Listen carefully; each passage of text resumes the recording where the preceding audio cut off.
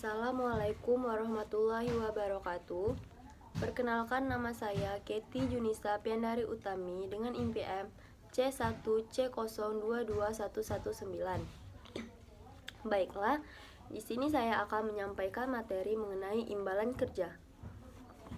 PSAK 24 Revisi 2013 berlaku untuk pemberi kerja, mencakup imbalan kerja jangka pendek seperti gaji, bonus, cuti berimbalan, pesangon, imbalan pasca kerja seperti pensiun, THT, dan imbalan kerja jangka panjang lainnya seperti cuti berimbalan jangka panjang dan imbalan cacat permanen. Nah, bagian berikut akan membahas masing-masing jenis imbalan kerja tersebut. Yang pertama yaitu imbalan kerja jangka pendek. Imbalan kerja jangka pendek yaitu imbalan kerja yang akan diterima karyawan pada umumnya bersifat jangka pendek. Imbalan kerja jangka pendek adalah imbalan kerja yang diharapkan akan diselesaikan seluruhnya sebelum 12 bulan setelah akhir periode pelaporan saat pekerja memberikan jasa. Imbalan kerja jenis ini tidak mencakup pesangon. Walaupun jatuh temponya juga dalam jangka pendek, namun pesangon terjadi karena pemutusan hubungan kerja, bukan karena jasa karyawan, sehingga perlu diatur secara khusus. Perlakuan akuntansinya, yaitu hal ini disebabkan karena selain tidak memerlukan perhitungan aktuaria, imbalan kerja jenis ini bersifat jangka pendek sehingga tidak didiskontonkan. Seluruh nilai imbalan yang menjadi hak karyawan diakui sebagai beban, kecuali jika imbalan tersebut termasuk dalam biaya produksi persediaan atau perolehan aset tetap, maka harus dikapitalisasi sesuai ketentuan pada PSAK 14 Revisi 2008. Jika terdapat imbalan yang terutang, maka akan diakui sebagai liabilitas.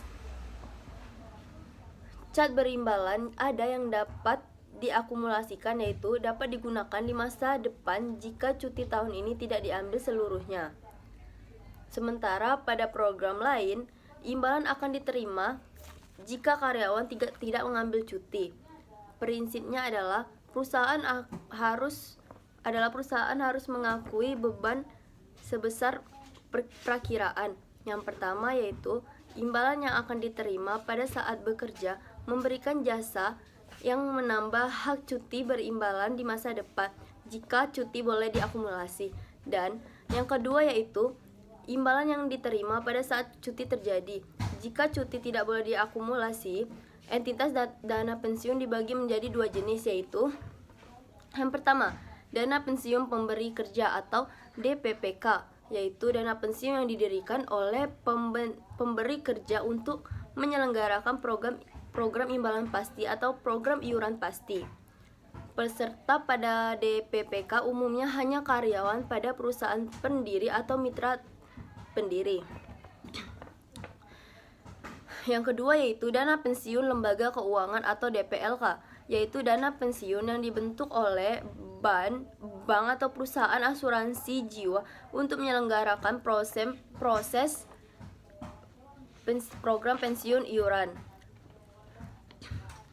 Perlakuan akuntansi atau entitas dana pensiun diatur dalam PSAK 18 Revisi 2010, Akuntansi dan Pelaporan program manfaat purnakarya. Yang kedua yaitu imbalan kerja panjang lainnya. Imbalan kerja jangka panjang lainnya adalah imbalan kerja atau selain imbalan pasca kerja dan yang jatuh tempo lebih dari 12 bulan setelah akhir periode pelaporan saat pekerja cacat permanen, serta bonus dan kompensasi lainnya yang dibayarkan lebih dari 12 bulan sejak akhir periode pelaporan. Berbeda dengan imbalan pasca kerja, imbalan kerja jangka panjang dibayarkan kepada para pekerja selagi masih bekerja. Contoh lain dari program ini adalah cuti sabatika, penghargaan masa kerja, inisial cacat permanen, dan lain-lain. Yang ketiga, imbalan pasca kerja. PSAK 24 Revisi 2010 menyatakan bahwa program iuran pasti adalah suatu program imbalan pasca kerja di mana pemberi kerja membayar iuran sebesar jumlah yang sudah ditetapkan kepada dana pensiun. Namun, jumlah imbalan yang akan dibayarkan tidak ditentukan karena tergantung dari ketersediaan aset program. Pada program ini, pemberi kerja tidak memiliki kewajiban hukum atau kewajiban konstruktif untuk membayar iuran lebih lanjut jika dana pensiun tidak memiliki aset atau dana yang cukup untuk membayar seluruh imbalan kerja terkait dengan jasa yang diberikan oleh pekerja pada periode berjalan dan periode sebelumnya. Perlakuan akuntansinya, pada program iuran pasti, pemberi kerja atau perusahaan akan membayar iuran atas periode atau biasanya bulanan ketika pekerja telah memberikan jasanya kepada perusahaan. Seluruh iuran yang jatuh tempo untuk bulan tersebut dicatat sebagai beban, kecuali jika dapat dicatat sebagai perolehan aset atau persediaan atau aset tetap sesuai ketentuan PSAK 14 Revisi 2008 dan 16 Revisi 2011. Jika perusahaan telah membayar seluruh iuran yang jatuh tempo untuk bulan tersebut, maka tidak ada liabilitas yang diakui pada bulan tersebut. Namun, jika perusahaan belum membayar atau baru membayar sebagian dari iuran yang telah jatuh tempo, maka atas jumlah yang belum dibayar diakui sebagai liabilitas. Yang keempat yaitu program imbalan pasti. PSAK 24 Revisi 2010 menyatakan bahwa program iuran pasti adalah suatu program imbalan pasca kerja di mana pemberi kerja wajib membayar sesuai dengan imbalan yang disepakati bagi pekerja saat selesai masa kerja nanti. Pemberi kerja memiliki kewajiban hukum atau kewajiban konstruktif untuk membayar iuran lebih lanjut jika dana pensiun tidak memiliki aset atau dana yang cukup untuk membayar seluruh imbalan kerja sebesar nilai yang disepakati. Oleh karena itu, jumlah iuran yang harus dibayar perusahaan tiap periode tidak dapat ditentukan, tergantung dari kondisi aset program. Karakteristik. Yang selanjutnya itu mengenai karakteristik. Pada program imbalan pasti, perusahaan memiliki kewajiban hukum dan konstruktif untuk memenuhi pembayaran imbalan pada saat kerja pensiun yang disebut kewajiban imbalan pasti. Kewajiban hukum atau kewajiban konstruktif perusahaan untuk menyediakan dana atau aset program untuk memenuhi imbalan yang disepakati menyebabkan perusahaan harus menanggung resiko atas perubahan nilai kewajiban imbalan pasti dan aset program. Resiko tersebut meliputi yang pertama yaitu resiko aktuarial, yaitu di mana jumlah kewajiban imbalan pasti atau imbalan yang akan dibayarkan berbeda dari yang diharapkan akibat perubahan perhitungan asumsi aktuaria. Dan yang kedua yaitu resiko investasi, yaitu hasil investasi aset program berbeda dari yang diharapkan dengan pendapatan. Kedua risiko tersebut dapat menimbulkan keuntungan atau kerugian aktuarial. Keuntungan aktuarialnya terjadi ketika kewajiban imbalan pasti menjadi lebih rendah dari perhitungan aktuaria terkini atau ketika hasil investasi aset program lebih tinggi dari yang diharapkan. Sebaliknya, kerugian aktuarial diakui ketika kewajiban imbalan pasti menjadi lebih tinggi dari perhitungan aktuaria terkini atau ketika hasil investasi aset program lebih rendah dari yang diharapkan. Proses yang membandingkan antara hasil aktual dan yang diharapkan atas nilai kewajiban imbalan pasti dan hasil dari aset program disebut pengukuran kembali. Selanjutnya mengenai perlakuan akuntansi. Perlakuan akuntansi atas imbalan pasti telah mengalami revisi sesuai ketentuan pada PSAK 24 Revisi 2013 yang menggantikan PSAK 24 Revisi 2010. Akuntansi untuk program imbalan pasti lebih kompleks karena membutuhkan adanya asumsi aktuaria untuk mengukur liabilitas dan beban yang harus diakui, serta kemungkinan menimbulkan keuntungan dan kerugian aktuarial. Untuk memahami perlakuan akuntansinya, perlu dipahami lebih dulu dua komponen utama dari program imbalan pasti, yaitu kewajiban imbalan pasti dan aset program. Kewajiban imbalan pasti merupakan imbalan yang akan dibayarkan di masa depan atas jasa pada tanggal pelaporan sebesar nilai kini menggunakan tingkat diskonto.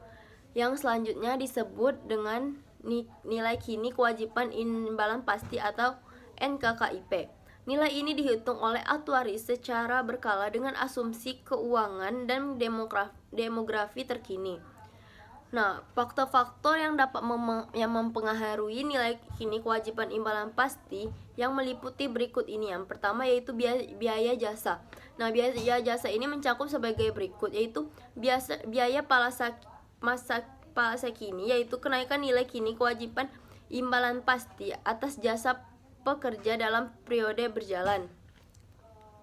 Dengan bertambahnya masa kerja satu periode, maka menimbulkan biaya jasa kini pada periode tersebut dan menyebabkan peningkatan NKKIP yang akan dibayarkan nanti.